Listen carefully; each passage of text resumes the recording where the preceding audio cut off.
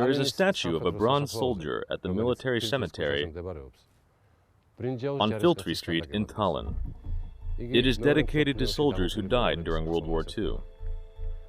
Before 2007, it stood in the center of Tallinn. In Soviet times, an eternal flame was lit next to this soldier. Veterans gathered here and brought flowers. The situation changed after Estonia gained its independence. The bronze soldier was a point of pride for Russians living here, while a majority of Estonians perceived it as a symbol of occupation. A bouquet of barbed wire was installed here along with real flowers. The statue caused a deep divide in the public. In spring 2007, the government decided to move the soldier from the capital center, leading to public unrest in Estonia.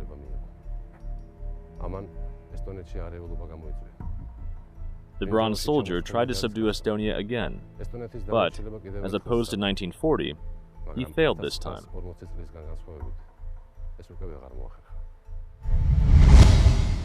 Fascists! Hands off Alyosha!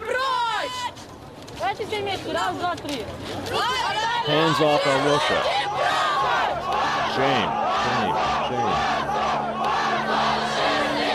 Fascists!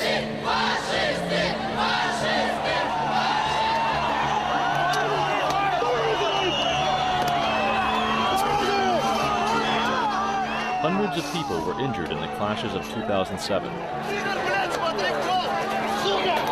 Protesters smashed shop windows, cars, and threw stones at police.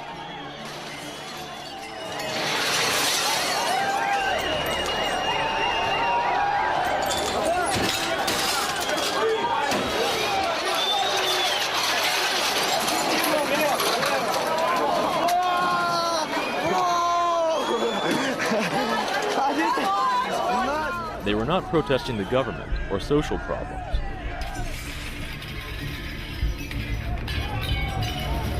The Russian community, represented by the bronze soldier, was defending the former empire in Estonia. It was the empire which included Estonia, Latvia, and Lithuania for almost 50 years.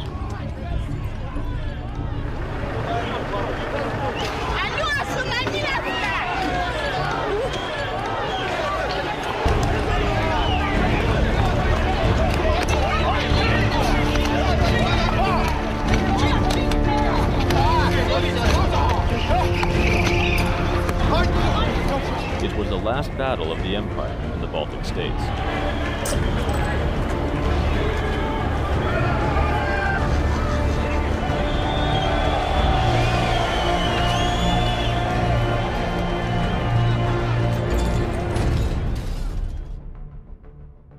Triple occupation.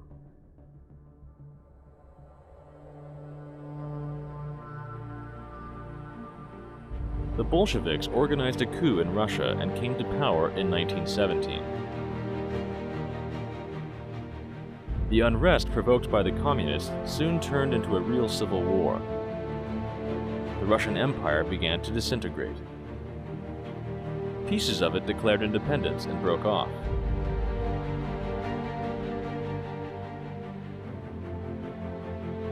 Due to the long war, public unrest, and an economic crisis, the Kremlin was not able to control its former vassals. Poland, the Caucasus states, and Finland restored their independence. The Baltic countries followed suit. In 1920, Soviet Russia recognized the independence of Lithuania, Latvia, and Estonia. Moscow stepped back. However, it was only a temporary development. The Kremlin was just waiting for a convenient moment to regain its control over the Baltic countries.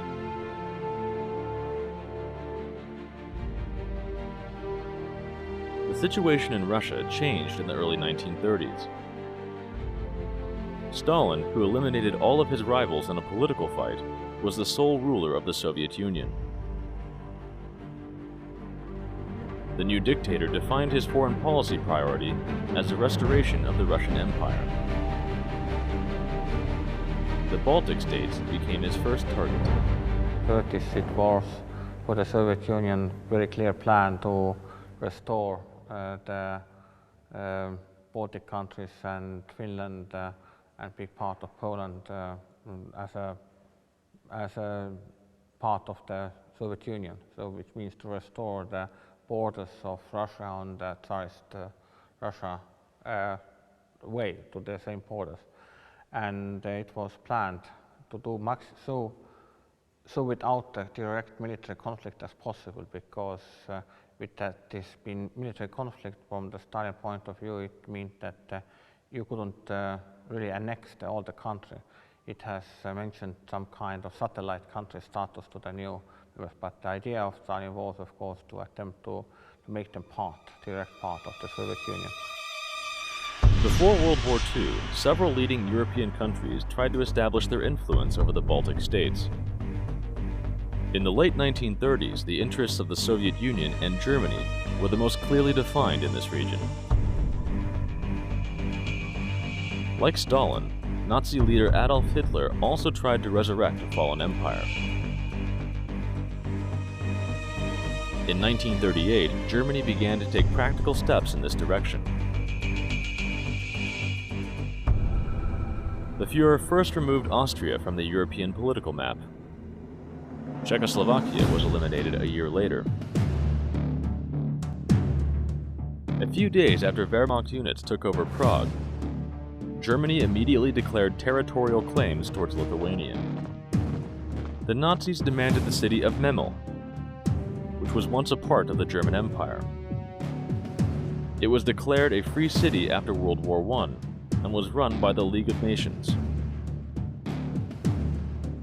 In 1923, Lithuania brought in its military units to Memel, which it called Klaipėda, and established control over the city. край или Мемельский край, как The Klaipėda называли district, also called the Memel немцы, district by the Germans, belonged to Lithuania based on принадлежал international agreements since Литве на основе 1923-1924. международных договоров, начиная с 23-24 года. Before До that, того it always всегда belonged to принадлежал Germany. Германии. Это действительно It is факт, a но fact, жили but the в residents there were основном mostly ethnic все-таки Lithuanians. жители литовского происхождения или литовцы.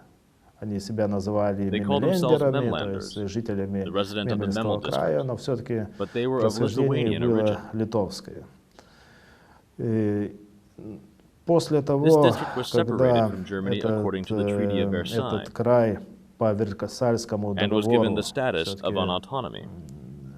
был отторгнут от Германии, он имел автономный When статус. Lithuania annexed И it, Литва, когда it его also had the присоединила, autonomous тоже имела status. автономный статус, и в The крае district had a действовал legal order in place другой different from правовой Kaunas режим, and other parts of нежели, Lithuania. например, в Каунасе и другой части Литвы.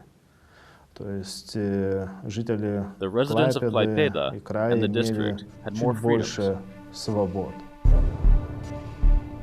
On March 19, 1939, Germany gives Lithuania an official ultimatum demanding it immediately hands over the city of Memel.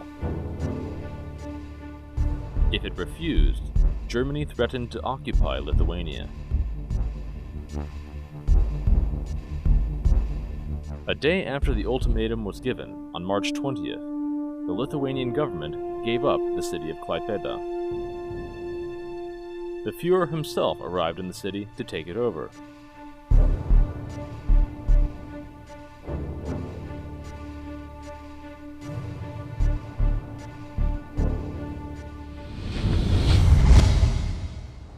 On March 23, 1939, thousands of people gather at Klaipėda Theater. The square is decorated with Nazi symbols and guarded by elite Wehrmacht units.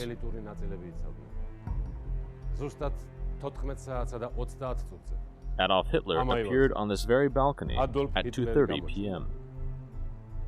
The people greet him with delight. The Nazi leader gives an emotional speech in front of the German population of Klaipėda. Hitler speaks of returning the territories lost during World War I and restoring the German Empire. The Führer looks endlessly happy.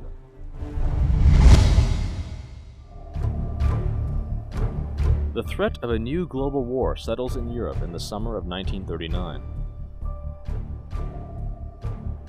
After Germany annexed Memel, it brings forward its territorial claims to Poland. Hitler demands that the port of Danzig be returned. It becomes clear that Germany's constant territorial claims would significantly change the balance of forces in Europe. In order to avoid a new war, leading European countries begin to discuss the situation in the summer of 1939.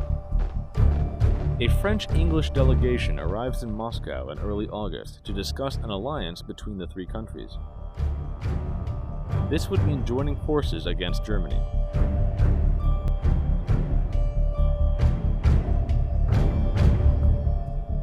The Kremlin is ready to sign an agreement together with England and France that would guarantee the protection of Eastern European countries. In return, Moscow demands it be allowed to bring units of the Red Army into those countries which were directly or indirectly threatened by the German aggression. In fact, it meant that the Soviet Union would establish its control over Eastern Europe. England and France refused to satisfy the Kremlin's requests. The talks are thus unsuccessful and end on August 17, 1939. Germany immediately seizes the opportunity. Hitler, who was preparing a war with Poland, was looking for allies. He knew that a new armed conflict would lead to a confrontation with England and France. Relations with the Soviet Union could also get complicated without a proper agreement. The Führer was wary of leading a war on two fronts, so he needed to buy Moscow's neutrality by all means. The Nazis offered the Communists cooperation and a redistribution of European territory. On August 23, 1939, German Foreign Minister Joachim von Ribbentrop arrives in Moscow.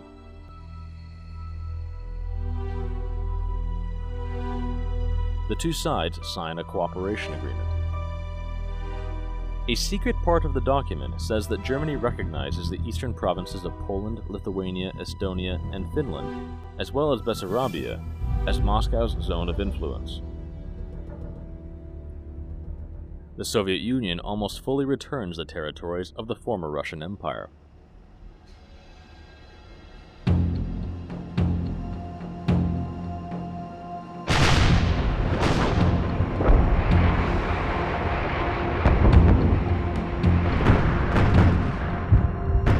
The Nazis attacked Poland on September 1, 1939.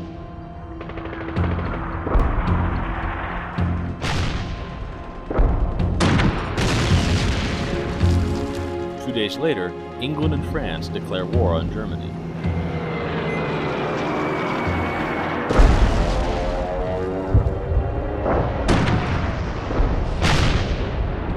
A large-scale war begins in Europe and soon envelops the world.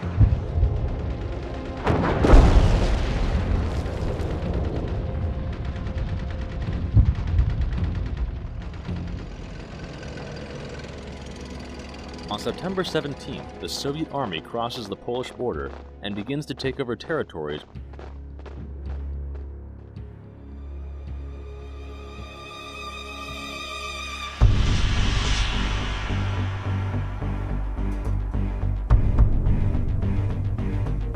The Baltic states officially maintained neutrality, but this did not guarantee them safety.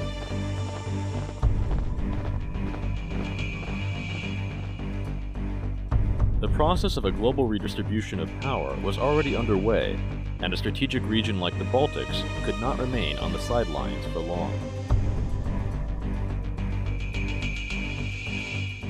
Soviet Commissioner for Foreign Affairs Vyacheslav Molotov and Estonian Foreign Agency Chief Karl Stelter met in Moscow on September 13th, several days before the invasion into Poland. Their goal was to sign a trade agreement between the two countries. But, as it turned out later, this was not the Soviets' main interest in Estonia. Moscow had no real squabbles with Estonian trade relations. It planned to bring in troops into Estonia and was looking for a pretext. The Kremlin found the necessary pretext on September 15th. Two weeks into World War II, the Polish Orzel submarine entered the port of Tallinn on September 15, 1939. Estonia, which earlier said it was neutral, detained the Polish vessel and began to disarm it. The Polish crew managed to defeat the Estonian guards and sail off to sea on September 17th, heading towards Britain.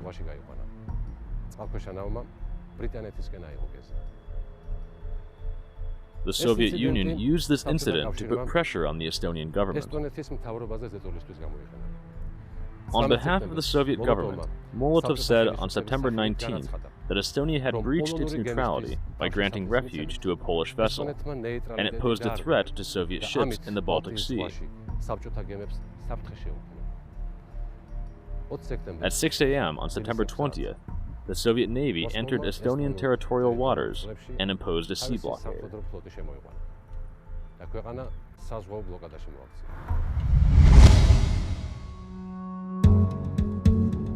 Molotov proposed Estonia sign an agreement on military cooperation on September 24th. According to Moscow, the Soviet Union needed additional ports in the Baltic Sea to protect its borders, considering that a war was underway in Europe. Molotov asserted that Estonia would also be in an advantageous position thanks to the military cooperation, as the Soviet Union would be the guarantor of its security and sovereignty.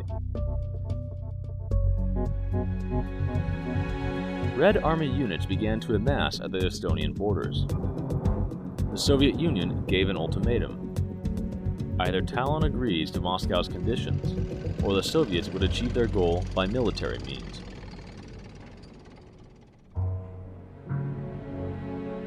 Estonia turned to Lithuania and Finland for help, but its neighbors refused to assist it.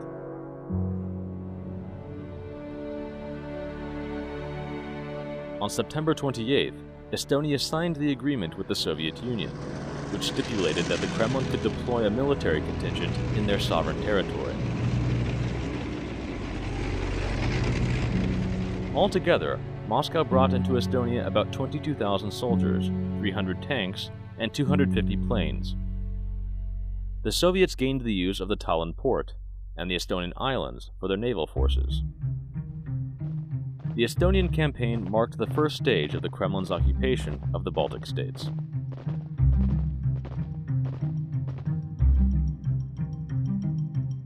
Ribbentrop arrived in Moscow on September 27, 1939. The aim of the meeting was to define the new state border between Germany and the Soviet Union. Moscow offered Berlin to swap territories. The Kremlin demanded Lithuania in exchange for the Polish district of Lublin and part of the Warsaw region. Lithuania was to have its former capital of Vilnius, which belonged to Poland since 1929. The Kremlin turned its full attention to Latvia after signing the agreement with Germany. Moscow proposed Riga sign a mutual assistance agreement on October 2nd. Considering the international situation and the Estonian example, Latvia had practically no choice. On October 5th, the Latvian government accepted Moscow's proposal and signed an agreement which stipulated that 25,000 Soviet troops were to be stationed in Latvia for 10 years. The first Red Army echelon crossed the Latvian border on October 29, 1939.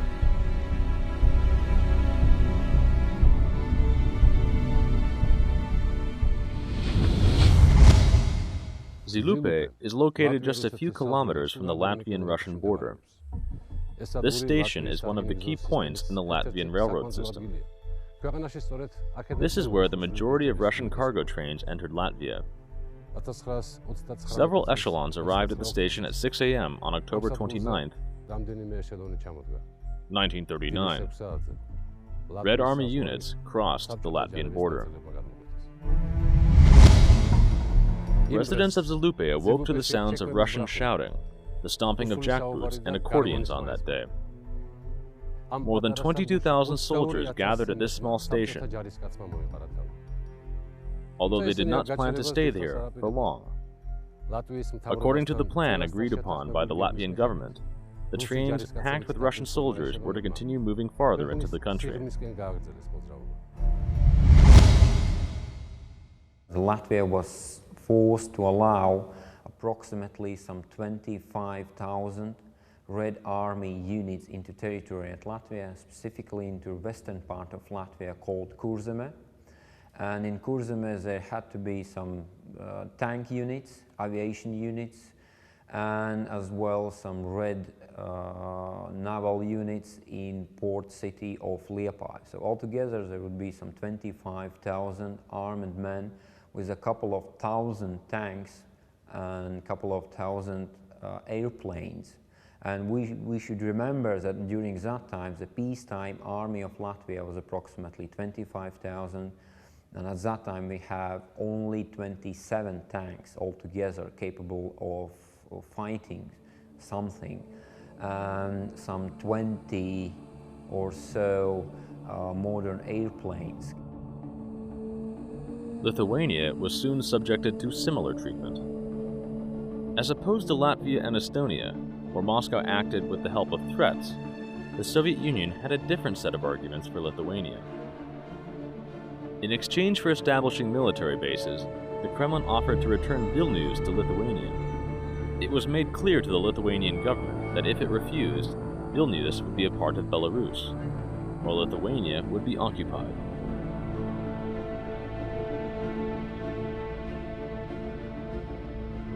The Soviet Union began to mobilize its military units at the Lithuanian borders as an additional argument.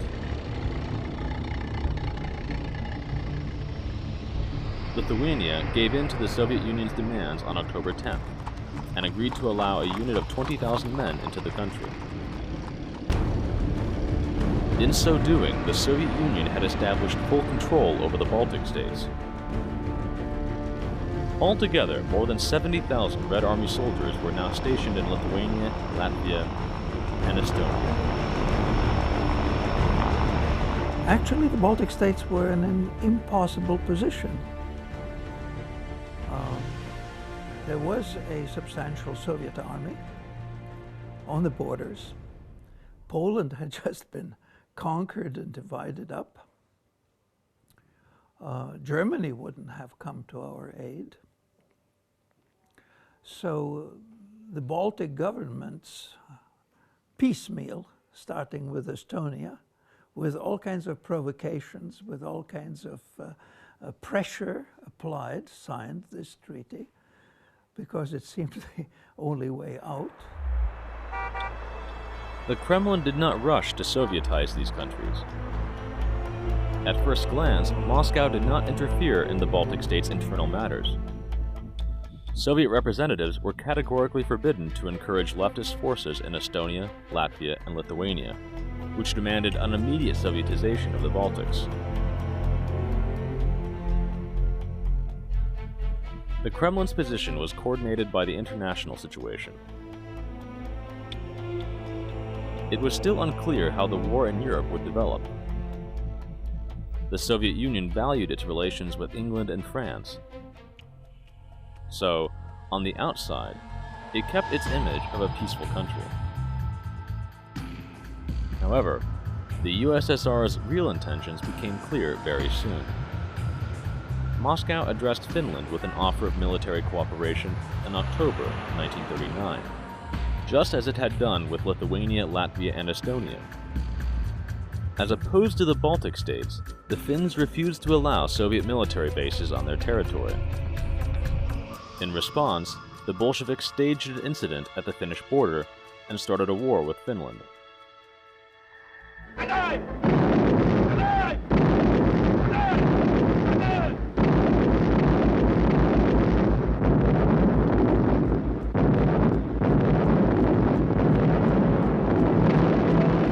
Although the war raged for 3 months, Moscow failed to Sovietize Finland. However, it managed to annex significant territories. Finland lost the Karelian Isthmus and several strategic islands in the Baltic Sea.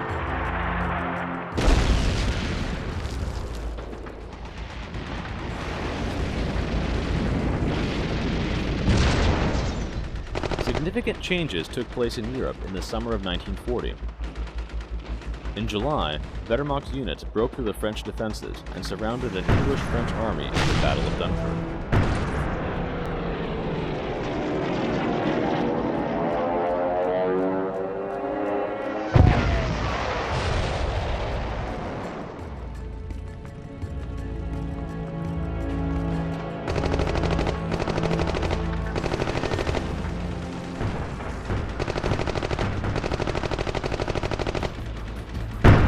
The Allies escaped destruction only by evacuating the remaining army units.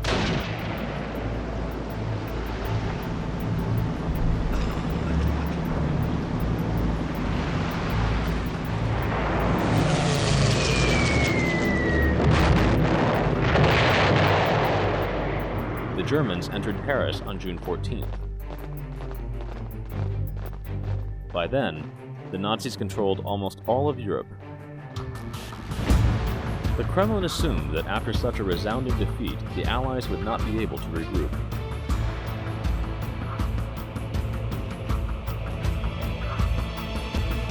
Stalin congratulated Hitler on taking Paris and called this event a victory over French imperialism.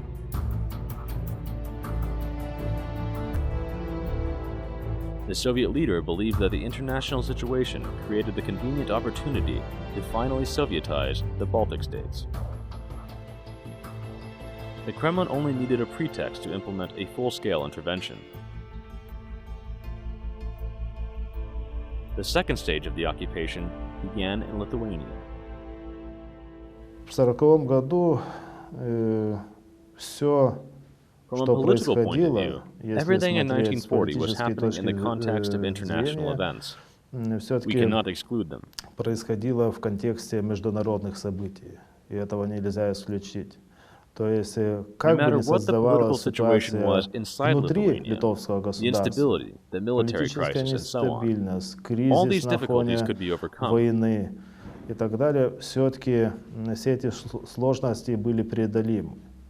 Но международное international положение situation тогда was именно very сложилось unfavorable for the Baltic невыгодным states. для балтийских So the государств, и Soviet Советский Union Союз, immediately конечно, took advantage of the воспользовался situation сразу at же the time. ситуацией, и все It did свои not coordinate its действия actions with any он не collaborators or координировал ни с underground какими activists in Lithuania. коллаборантами или коммунистами, которые действовали в подполье внутри Литвы, на свое It acted on its own усмотрение. interests, and the Оккупация annexation and и occupation took аннексия place very происходила quickly.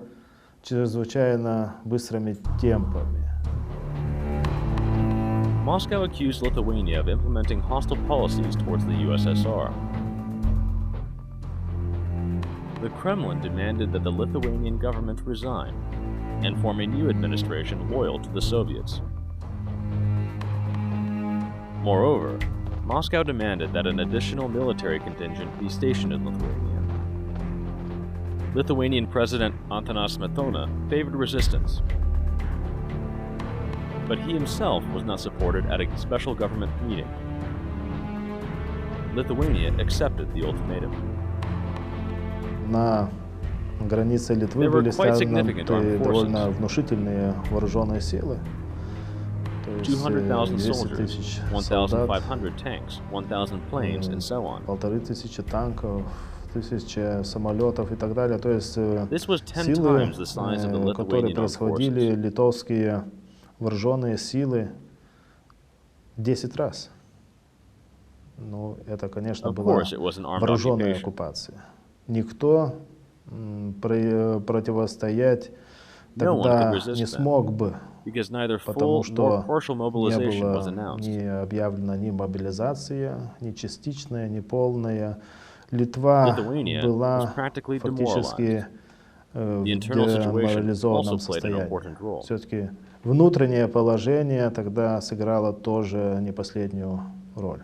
My elder brother, of 3.5 years elder of me, he took me in Kaunas city, our native city, to show the Soviet tanks, as he said, with Asiats.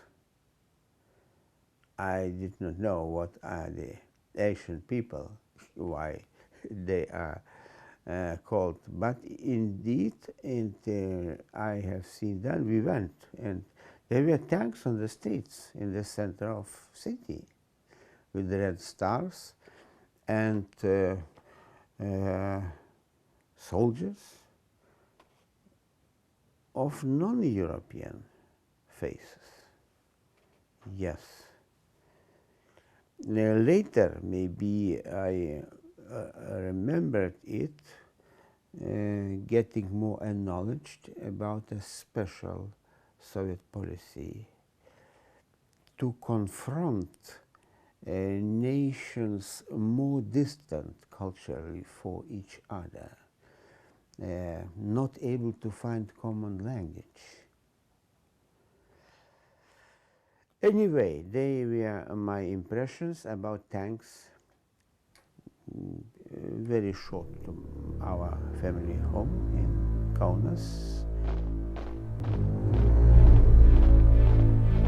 Soviet troops fully occupied the Lithuanian territory by June 16th.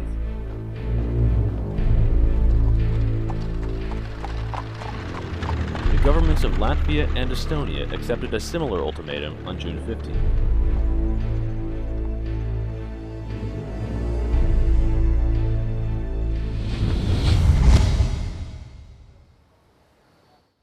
At 1 a.m. on June 16, 1940, Soviet Commissioner for Foreign Affairs Molotov summoned the Estonian ambassador to the Kremlin and gave him the plan in the form of an ultimatum.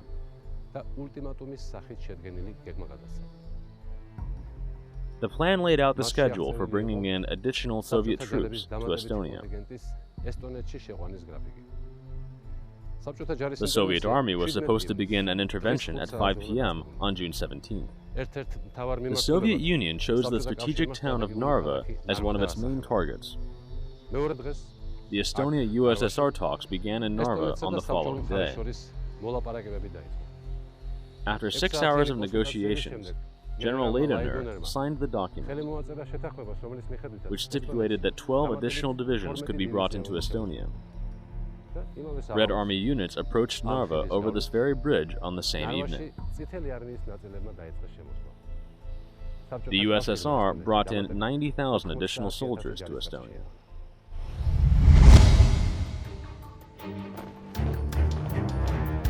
The Soviet Union fully occupied the Baltic states by June 21, 1940.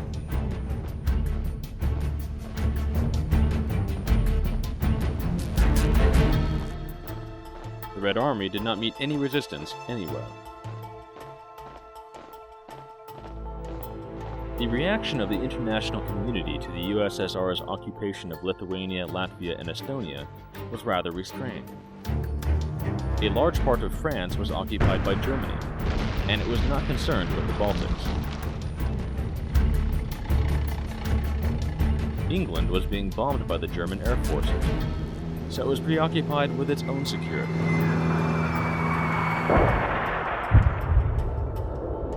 The US condemned the Soviet aggression, but did not take any measures to stop Moscow.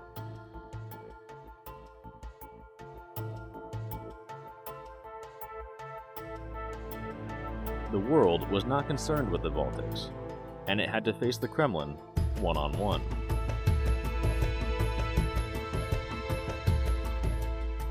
Moscow began to Sovietize the region after it brought in its troops. The Kremlin sent representatives to all three countries. They were supposed to ensure a transfer of power there and prepare the countries for elections and the future annexation to the Soviet Union.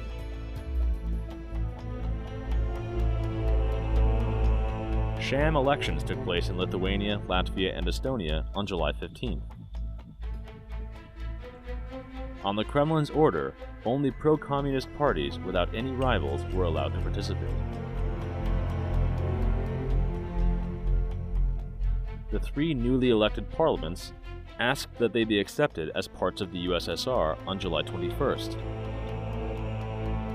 In early August 1940, the 7th session of the USSR Supreme Council satisfied their requests. Moscow fully annexed the Baltic.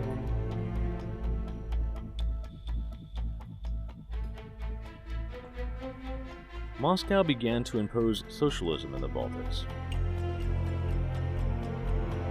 Private property was abolished. All political parties except the Communist Party were banned. Censorship was introduced, and the National Armed Forces were dissolved. Arrests began as Soviet officials were cleansing the Baltics of undesirable people. Right after allowing in Soviet troops in 1940, President Antanas Smetona and several members of his government left the country for East Prussia.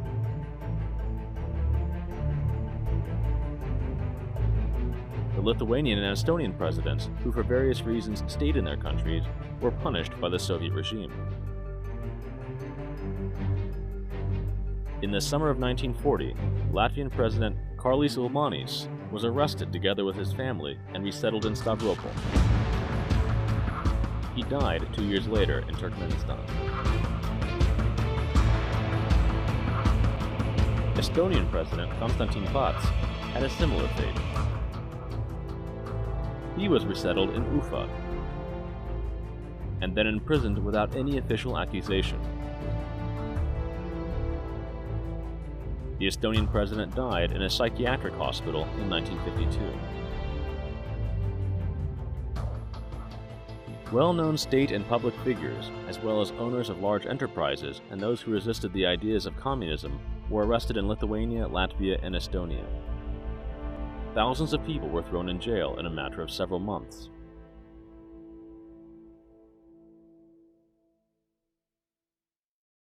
Одновременно стали сразу же арестовать наших бывших членов правительства, министров, наших членов парламента, наших высших государственных служащих, наших офицеров, наших полицейских офицеров и так далее. Значит, первый удар был нанесен нашей элите. Convicts were brought to the internal prison of the Lithuanian State Security Building on this staircase. The escorting officers presented documents to the duty officer through this little window. Then this big door opened. While the duty officers sorted out the paperwork, the prisoners were kept in this small and narrow box.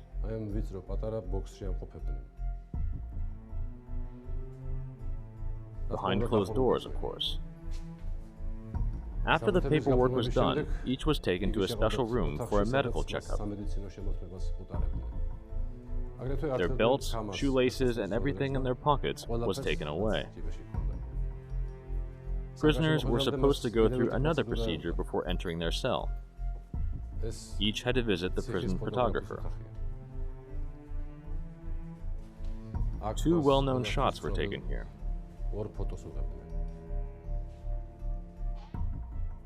Then the prisoners were placed in one cell like this.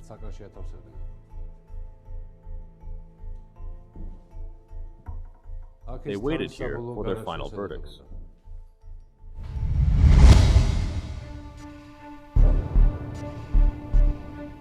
The most large-scale repression policy was implemented in the Baltic states in June 1941.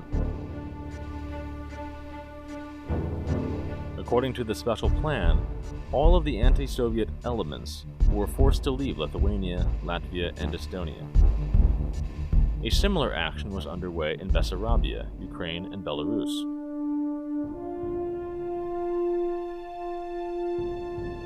The deportation process began overnight on June 14th, simultaneously in all of the Baltic states.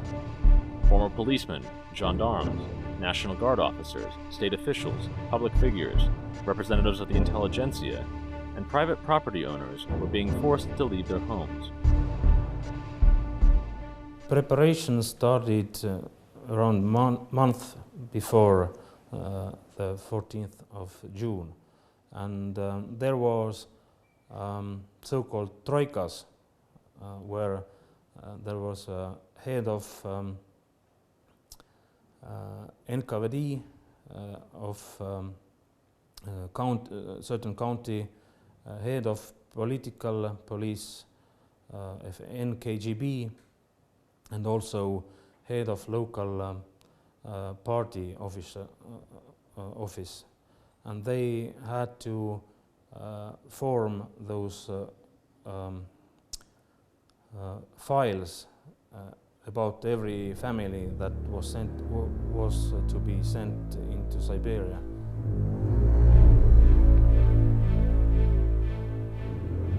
Up to 45,000 people were expelled on June 14th and 15th in 1941. In order to escape the Soviet repressions, people left their homes for the forests. The anti-Soviet moods in the Baltic states only grew due to the Red Terror. Я помню только то, что тот I only день remember that we could not вроде have мы breakfast не that morning смогли in our large kitchen, where our утром big family покушать. used to sit Тот down стол, and который у eat. нас в просторной кухне был, I и мы remember that всегда the с table нашей was set for большой семьей breakfast, кушали. but we had Стол no был time to накрыт, eat. но кушать не успели. Вот I will это remember я it for my whole запомнил life. всю жизнь. We went И to the потом train мы station. приехали на вокзал, и According to там the на order there, вокзале, the как men, было the heads of the положено, families, had to separate мужчины, and move towards главы the first train семей cars, while the разделили. mothers and their children Они had to пошли stay туда к behind. первым вагонам, которые были для них предназначены, а мы, матери и дети, остались там.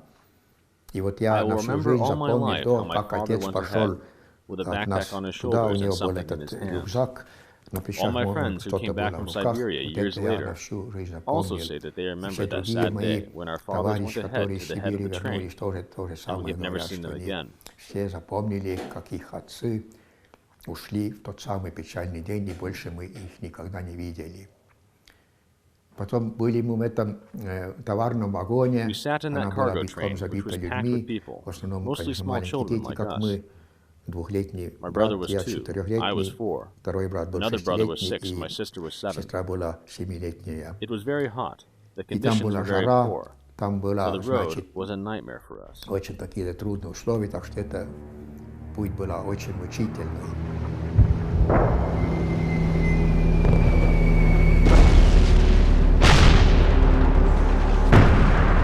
A week after the mass deportation, the Nazis attacked the Soviet Union on June 22nd, 1941. The Baltic population was glad to hear the news.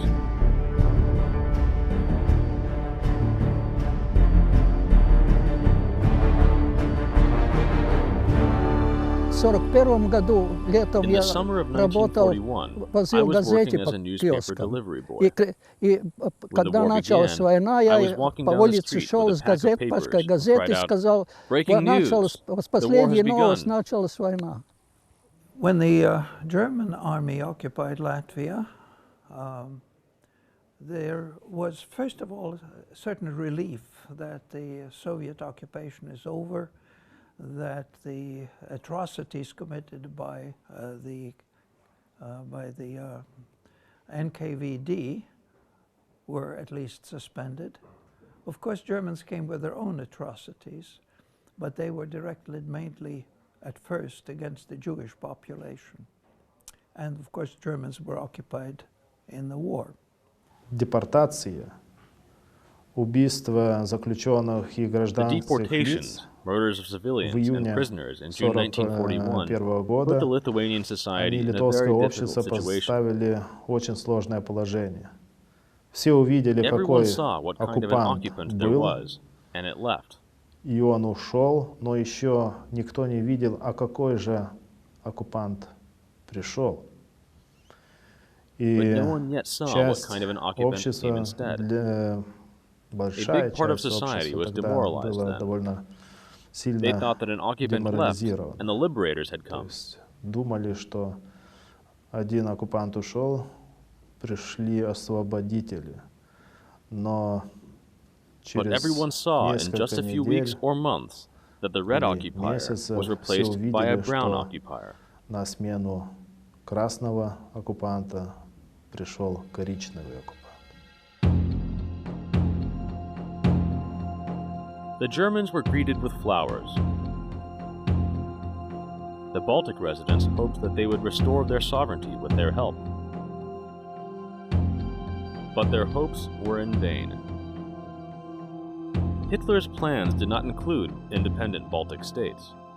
Lithuania, Latvia, and Estonia were given certain autonomy and state symbols, but all these territories were annexed to the Third Reich, Nazi Germany.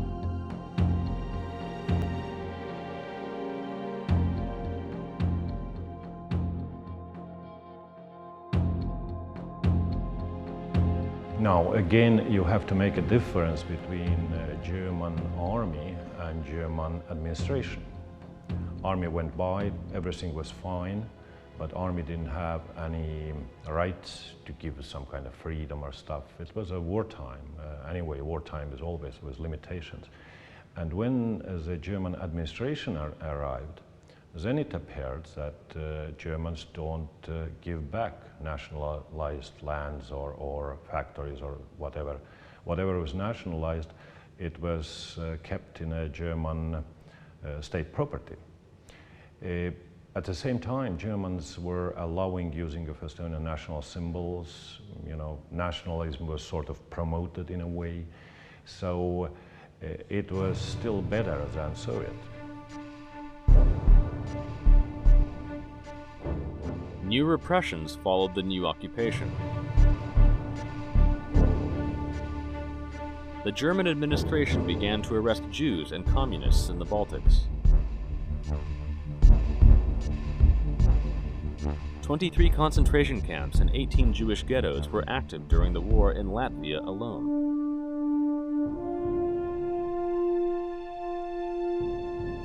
The Wehrmacht army was actively recruiting. 2 Latvian SS divisions were formed, along with 1 SS division in Estonia. These units fought against the Soviet Union's forces.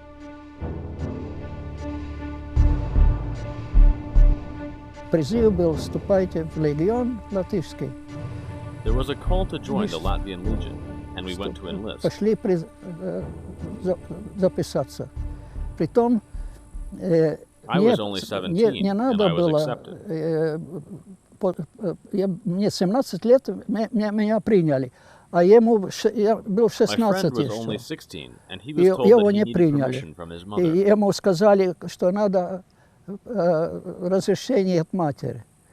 И когда When we went to поехали his к нему, mother, she said, к if его маме, Janus's mother tells она him сказала, that he can если go, у I Януса will too. мама дадут разрешение, тогда я тоже дам. Я приехал домой, отца не было, I я came сказал home. маме. My father was not in. Мама I задумался, asked my mother, потом and she gave it a она thought. страшно She really hated ненавидела коммунизм. She really hated Страшно it. ненавидела. Then Она сказала, she said, all хорошо. right.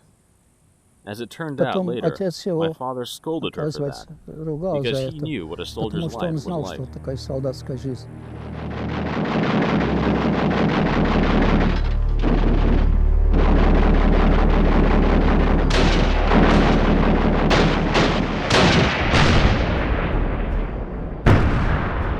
The Red Army approached the Baltics in early 1944. It was clear that Lithuania, Latvia, and Estonia would face the Soviets again if Germany lost them.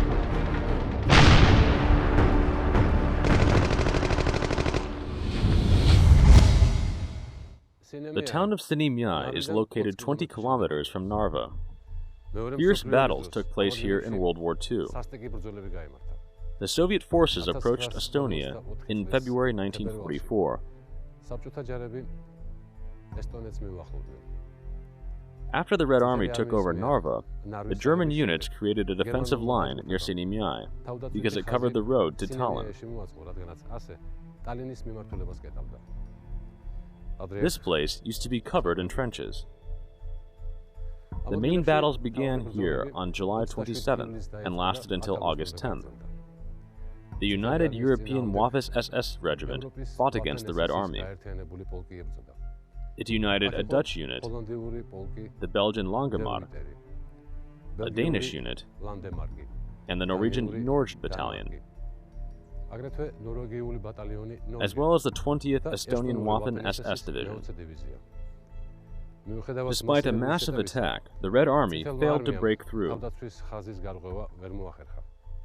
After 2 weeks of fierce fighting, the Soviet Union lost more than 200 tanks, 100,000 soldiers here. On September 18th, the Russians finally take Sinimai, after the German command issues a general order to withdraw its troops from Estonia.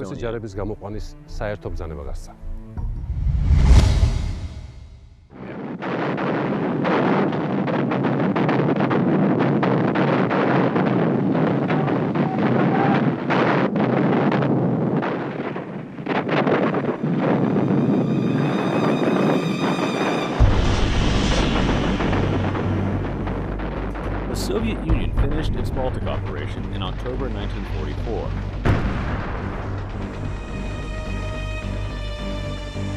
Lithuania, Latvia, and Estonia find themselves occupied by the Communists again.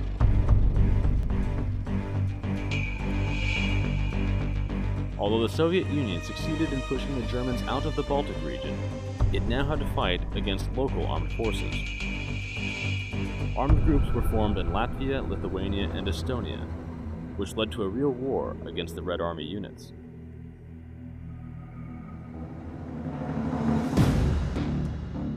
The most organized resistance was formed in Lithuania. In fact, a regular army was active in Lithuania from 1944 to 1947. It had its own commanders, headquarters, and even training courses for the officers. In the beginning, they openly fought against the Red Army.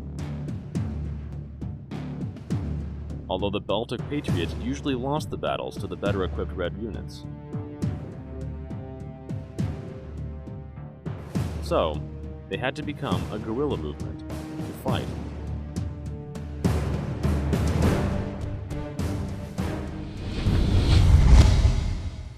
The partisan movement in the Baltic region was called the Forest Brothers. When the Soviet regime established itself in the region again in 1944, thousands of soldiers joined the forest units that fought against the Communists.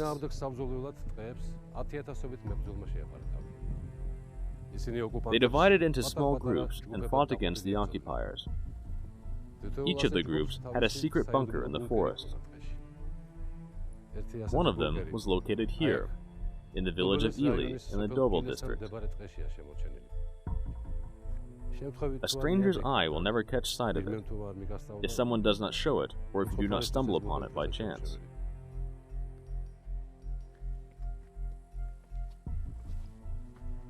The bunker is 2 meters deep into the ground. It may be about 20 to 25 meters long. It has 2 holes, the main one that we are following right now, and the spare one, which is on the other side of the bunker. A bunker like this one can accommodate up to 15 people. Partisans used to sleep on these benches. You can see a simple table here.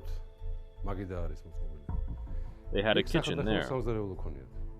In the 1940s and 1950s, there were hundreds of such bunkers all over the Baltics.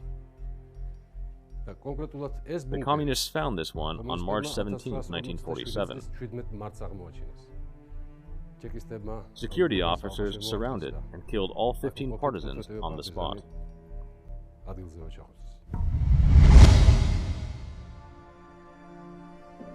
The Forest Brothers fought against everything Soviet.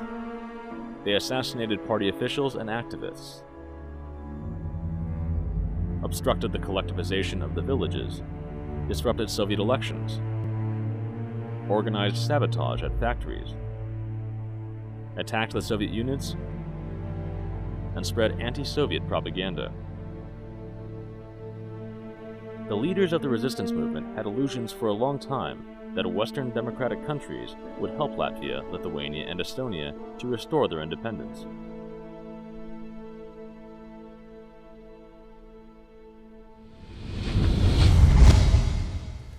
This hidden structure used to be a secret hiding place for Lithuanian partisan leader Adolfas Ramanauskas in 1945.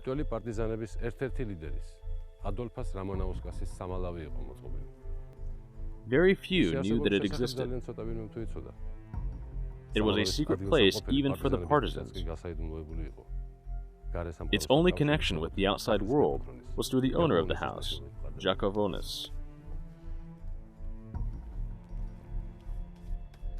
The Ring of Freedom newspaper was typed right here, on this typewriter, in this bunker. Secret meetings of the resistance movement leaders also took place here. The structure was so well designed that the security officers who arrested Jakavonis and searched his house failed to find this bunker.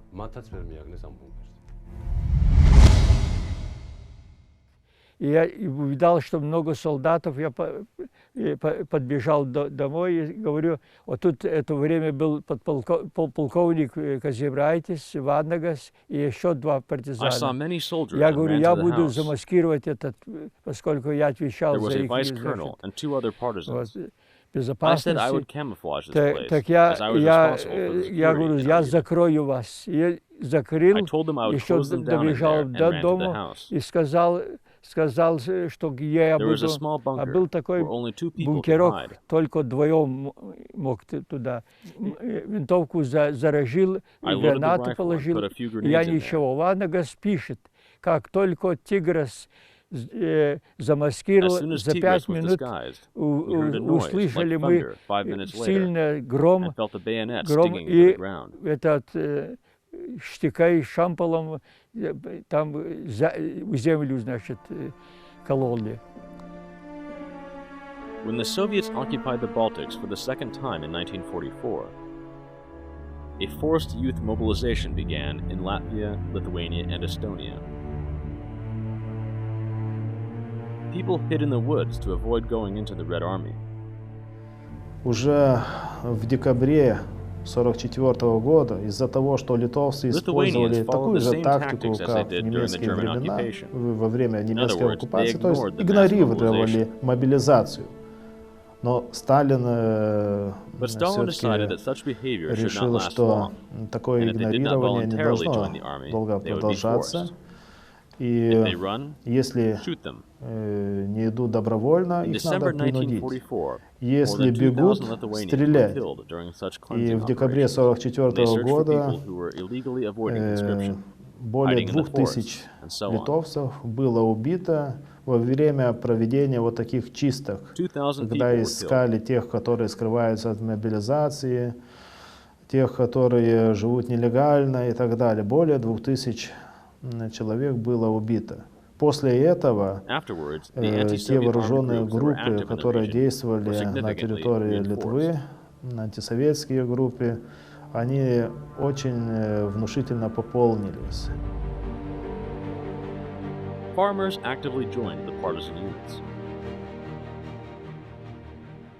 Almost 80% of the Forrest brothers were made up of villagers.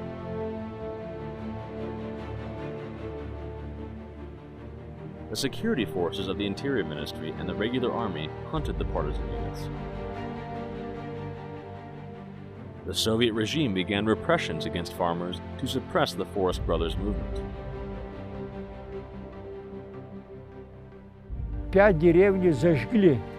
Один моей матери дяде показывал, что его сын добровольно пошел в армию. И документы показывали, что он в фронте, письма показывали. Все равно зажгли все дом сначала, потом этот сарай зажгли. Он стал водой заливать, его расстреляли, еще хотел штыком через окно выбросил, поскольку уже огонь был, так он, значит, уже так остался. А жена увидала, доила корову, увидала, что муж сгорит, она прибежала вытащить, и ее расстреляли. The communists conducted the deportation operation in the Baltics 7 times between 1944 and 1949. The largest one took place in 1949, when about 140,000 people were resettled to Siberia.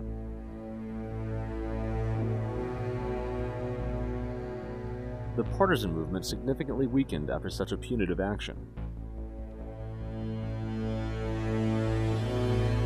The Forest brothers, left without support, were surrounded by the security officers and killed on the spot. Those who survived were arrested and taken to the Interior Ministry's prison. The majority were finished off right there, after a harsh interrogation.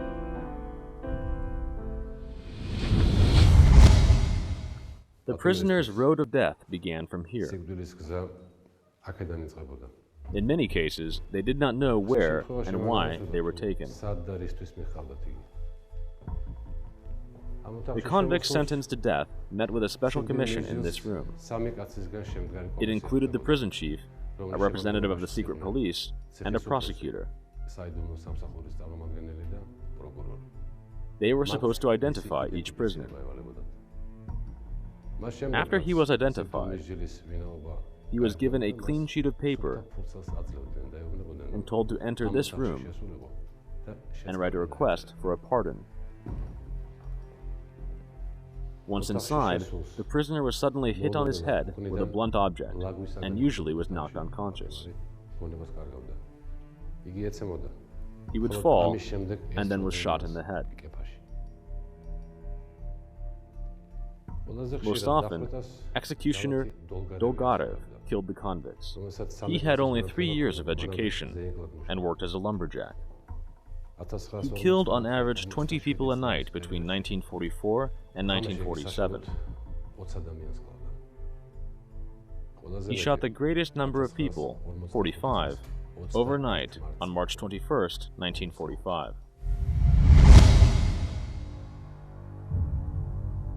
In 1952, Lithuanian Forest Brothers commander Adolfas Ramanauskas ordered the partisan movement be disbanded. Although small resistance units remained in the Baltic region until the early 1960s. The last Estonian partisan, Askus Sabe, died in 1978 in a clash with Soviet security forces. The open resistance to the Soviet Union ended badly for the Baltic states. Almost 50,000 were killed in Lithuania, where the armed partisan units were the most numerous. 3 occupations, a war, repressions, and endless deportations changed the demographic picture of the region.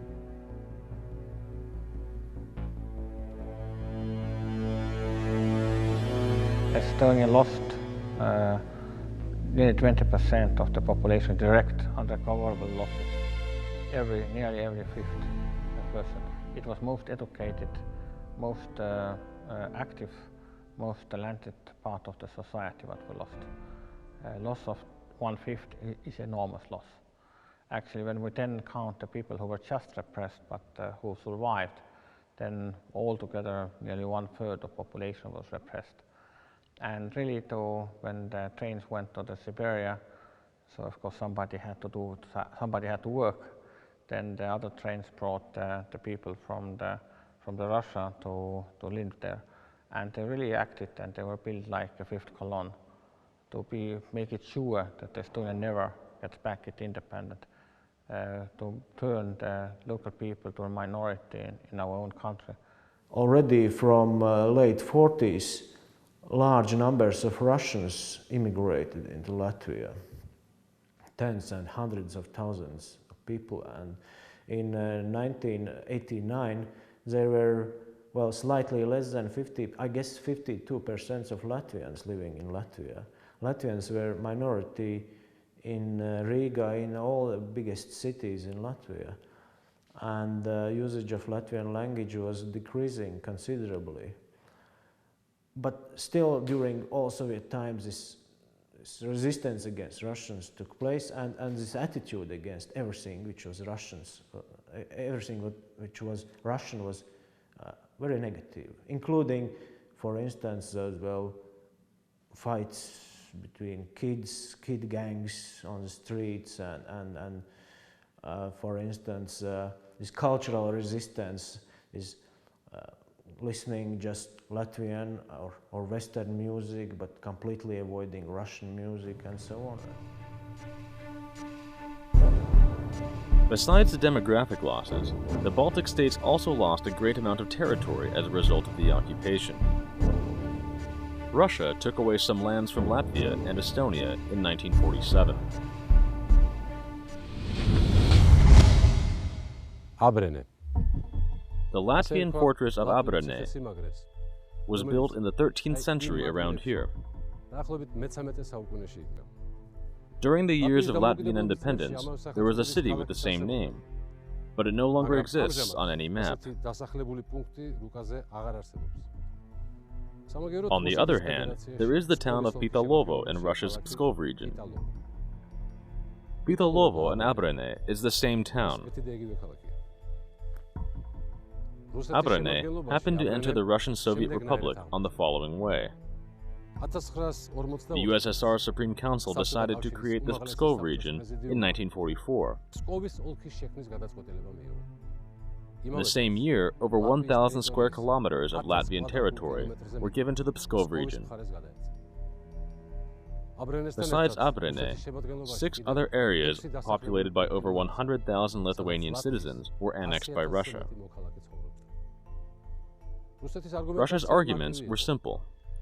According to the Kremlin, Abrene was located on Russian land. It was allegedly taken by Latvia only after World War I, according to the Treaty of Riga of 1920. Estonia also lost a significant part of its territory. In 1947, Russia annexed Estonia's Petseri district to the Oskol and Leningrad regions. As a result, Estonia lost about 5% of the country's territory.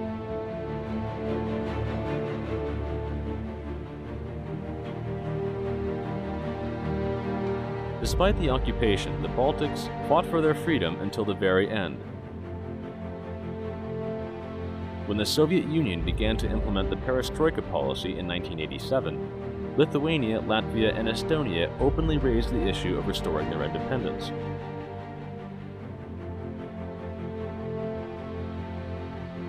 All 3 republics were united against the Soviet occupation.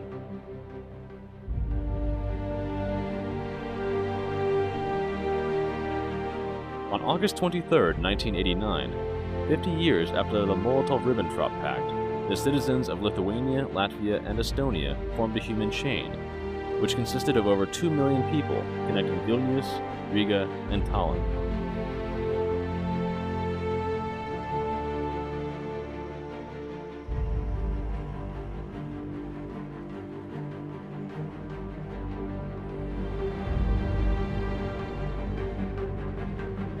The Baltic residents even tried to attract the attention of the international community with this event.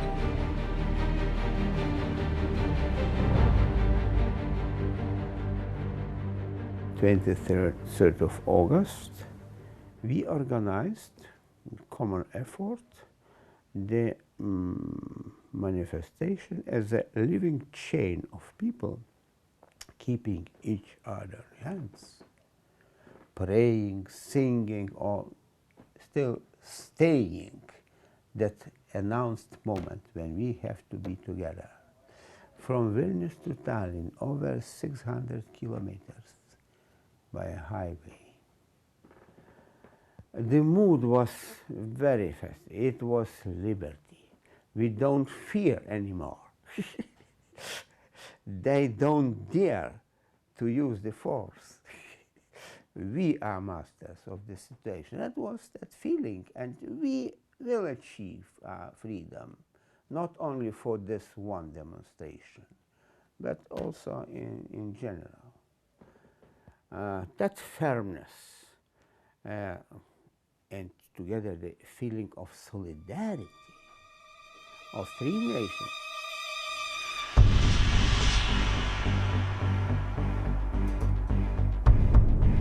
In 1990 and 1991, Lithuania, Latvia, and Estonia passed acts of independence in rapid succession.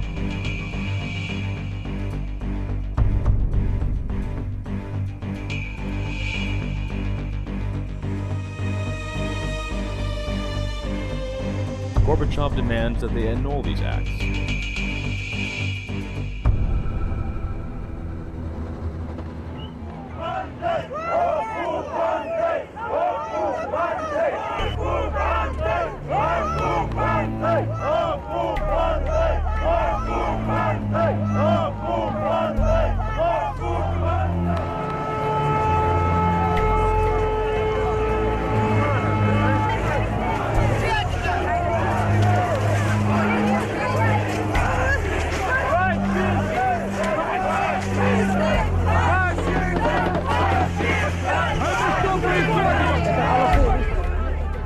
On January 11th, special forces units arrive in Vilnius.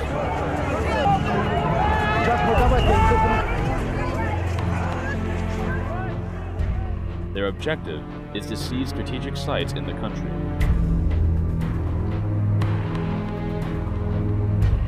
On January 12th, an armored column begins moving towards the TV tower.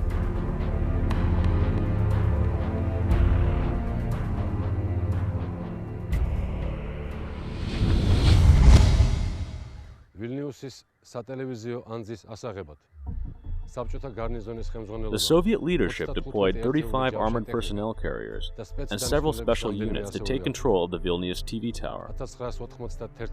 At 2 a.m. on January 13, 1991, a line of heavy military equipment appeared on this road, followed by soldiers. When they turned towards the TV tower, civilians blocked the way. Thousands of unarmed people were guarding this place. Russian armored vehicles stopped for a minute, then received an order and moved straight towards the people.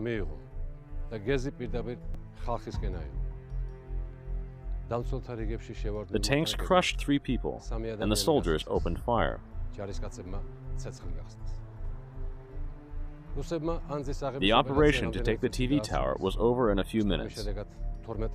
12 people were killed during the raid, and about 600 were injured. We know that this military action with Soviet forces used against independent Lithuania not only those deployed in Lithuania, still in their bases, but also the newly invading Lithuania, including the last one was the famous or infamous Alpha unit of killers under direct authority of president. It could not be sent without a president. Alpha was sent. They took TV tower, killing the people. Of course, those units deployed in Vilnius were also used, and general now, then it was maybe colonel, was Kopchik, now in Belarus, is charged. Of course, he denies to come to the Lithuanian court. The situation was also tense in Latvia, where Riga Amon and special forces began to take over strategic buildings.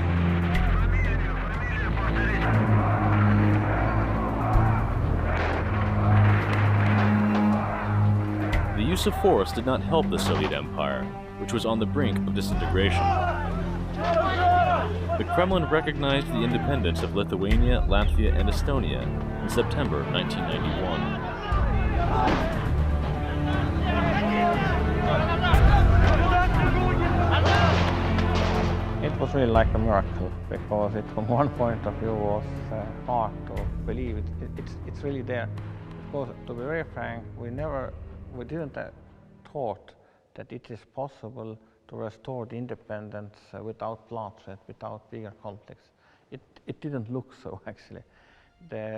How the Soviet Union collapsed, it was, not this that they collapsed, I think that was quite clear, but nearly how they collapsed, how easily, how empty the Soviet system actually was. That was some kind of surprise, of course, which was excellent surprise.